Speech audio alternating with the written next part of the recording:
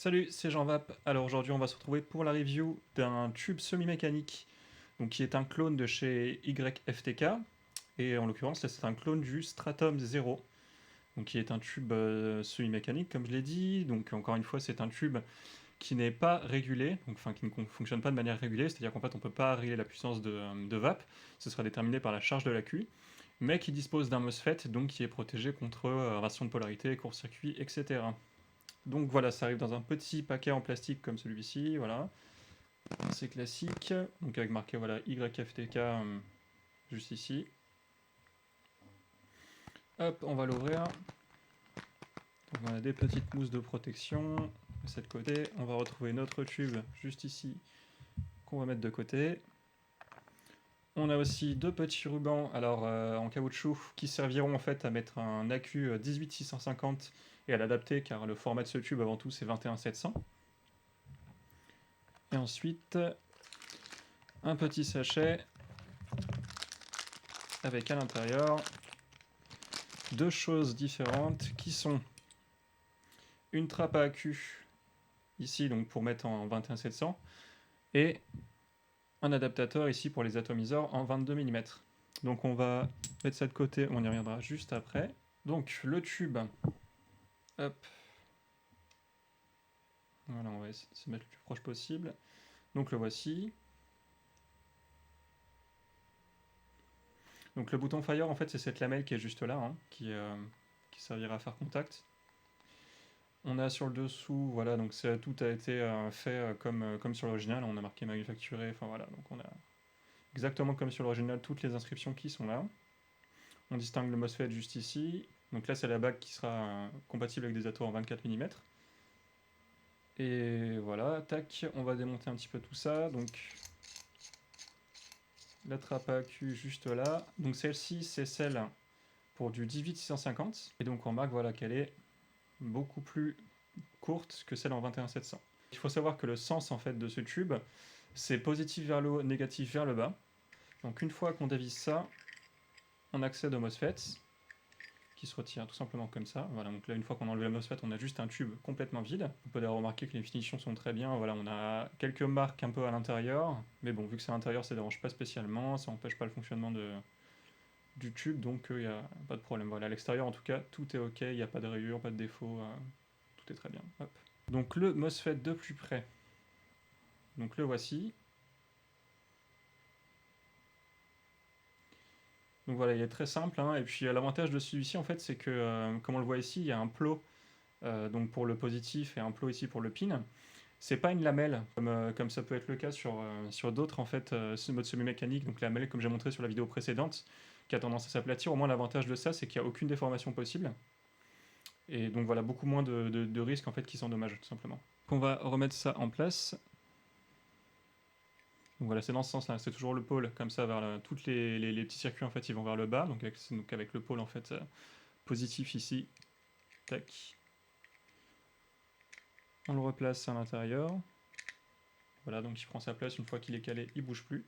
Et ensuite on va venir revisser la partie supérieure, comme ceci.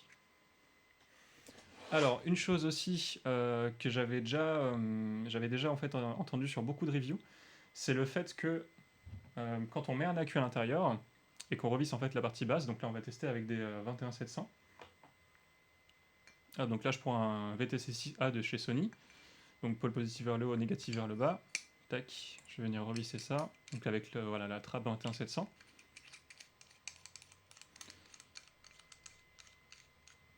Hop, donc là ça se ferme parfaitement bien. On a presque pas, on a un petit écart vraiment tout petit, mais ça se ferme pratiquement entièrement. Par contre, un autre accu qui est aussi un Sony VTC6A, mais qui est simplement pas de la même génération, je vais vous montrer, hop. Tous les deux c'est des Sony, hein, donc des Sony 21700 VTC6A, mais c'est pas, j'imagine, la même génération, du coup ils font sensiblement pas la même taille. Il y en a un qui est légèrement plus haut. Et ce qui va se passer, c'est qu'avec celui-ci,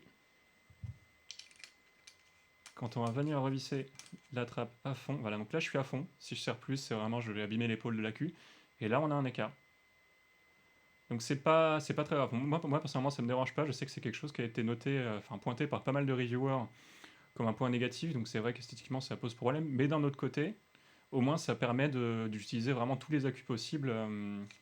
C'est-à-dire qu'on n'aura pas de problème avec des accus qui passeront simplement pas. Là ils passent tous, c'est juste qu'en fait la seule chose qui changera, c'est ce petit écart que vous pouvez éventuellement avoir suivant la taille de votre accu. Maintenant ce qu'il nous reste à faire, c'est d'essayer avec un 18650. Les petites bandes qui sont juste là, elles viennent se mettre comme ceci tout simplement.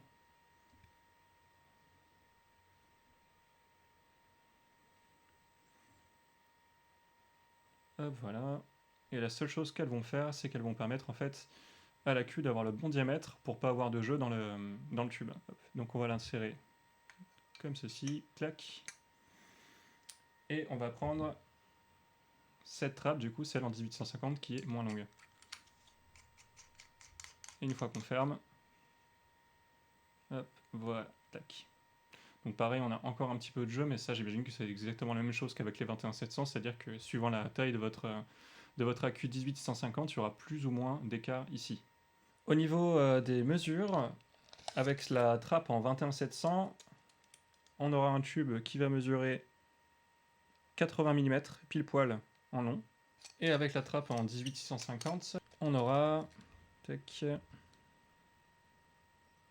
75 mm. Ouais, 75 mm. Et sur son point le plus large, au niveau du diamètre, il fera 26 mm.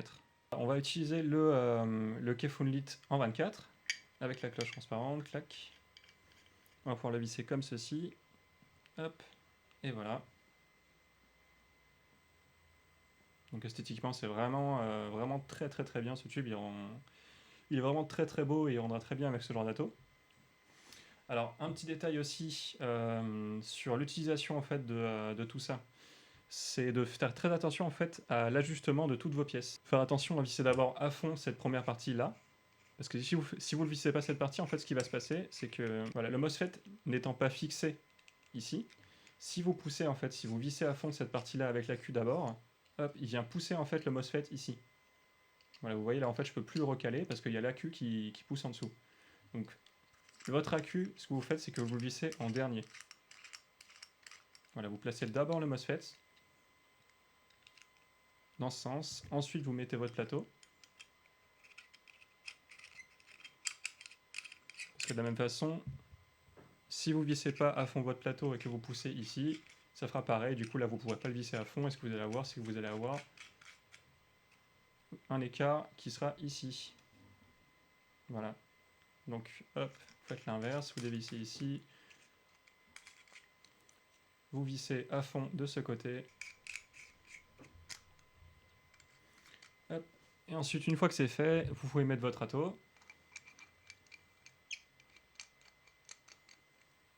Vous revissez là. Et on est bon. Donc alors, l'avantage de ce MOSFET, ce qui n'est pas le cas sur les autres que j'ai pu montrer avant, c'est que celui-ci en fait dispose d'un mode allumé et éteint. C'est-à-dire que là, si je fais 5 clics, pardon,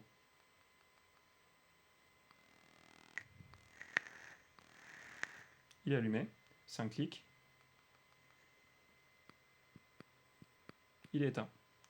Donc ça permet voilà, très facilement de l'éteindre ou si vous voulez le ranger tout simplement dans une poche ou dans un sac ou quoi que ce soit, et le rallumer quand vous avez besoin de l'utiliser, ce qui est vraiment, vraiment pas mal, et qui n'est pas le cas sur les autres où il faut plutôt dévisser le contact en bas pour pouvoir l'éteindre. Donc maintenant ce qu'on va faire, c'est qu'on va essayer avec les autres plateaux qui sont proposés avec. Alors, avant d'enlever celui-ci, on va regarder parce que cette bague est proposée en fait pour du 24 mm. Donc on a essayé avec un 24, ça marche très bien. Maintenant, ce qu'on va faire, c'est essayer avec un 25 pour voir si ça peut passer.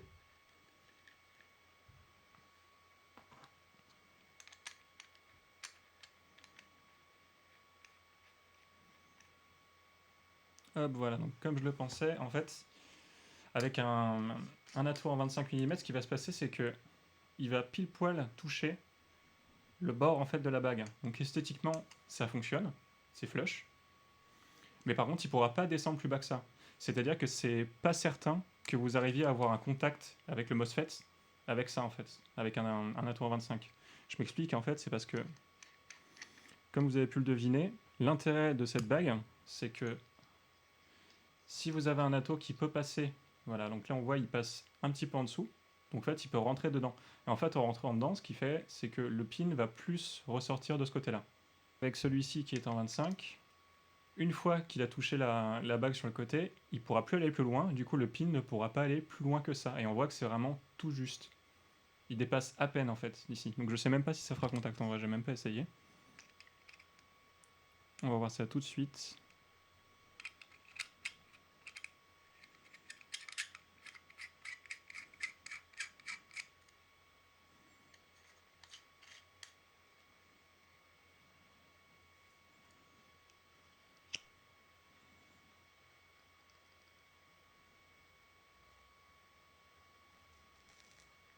Donc ça fonctionne. Voilà. Donc, dans notre cas là ça fonctionne, mais c'est pas garanti que ça marche avec tous les atouts en 25. Donc ensuite on va pouvoir regarder ce que ça donne avec la bague en 22. Hop, donc la voici. Et donc un atomiseur en 22, donc le Kefun Litz en 22 mm avec la cloche noire transparente.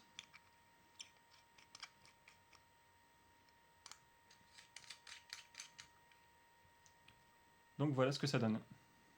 Voilà, donc vraiment très très beau aussi. Ça rend très bien.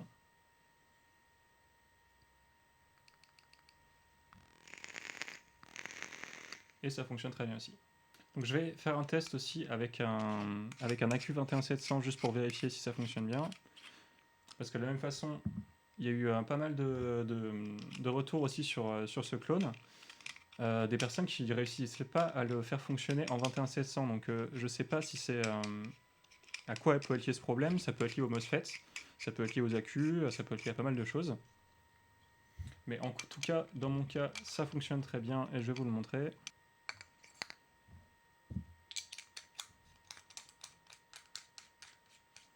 Voilà, donc un 21700 avec la trappe 21700, 5 clics, on allume.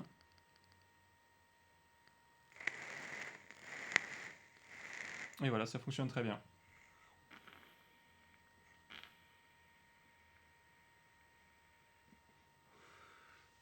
Alors le son du bouton fire ou voilà, du bouton fire sur le MOSFET et de la lamelle est vraiment très très discret, ça fait un son très très sourd. Voilà, on l'entend à peine, c'est vraiment très discret, un petit peu cliquy, au toucher c'est assez agréable, ça fait un peu ferme. Mais voilà, en même temps c'est très discret comme son, donc j'apprécie vraiment beaucoup. Alors ce que je conseille fortement de faire aussi lors de l'achat de ce mode si vous le faites, c'est d'acheter en fait en même temps un autre MOSFET de rechange, comme je l'ai fait ici. Donc voilà, ça arrive dans un petit carton comme ça. Et voilà, vous avez un MOSFET de plus. Parce que voilà, si vous avez le moindre problème en fait avec celui d'origine, au moins vous n'avez pas à vous inquiéter, vous avez directement de quoi le remplacer, si vous l'endommagez ou s'il n'est pas fonctionnel dès le départ. Ça coûte pas grand chose et ça vaut vraiment le coup de l'avoir sous la main juste en cas de problème. Quoi, voilà. Voici le mode comparé avec voilà, d'autres modes. Donc ici le LVS Martienne qui est un mode en 18650, donc le Stratum juste là. La Vaporesso Armor Pro et le EH Pro Armor Code. Hop. Tac.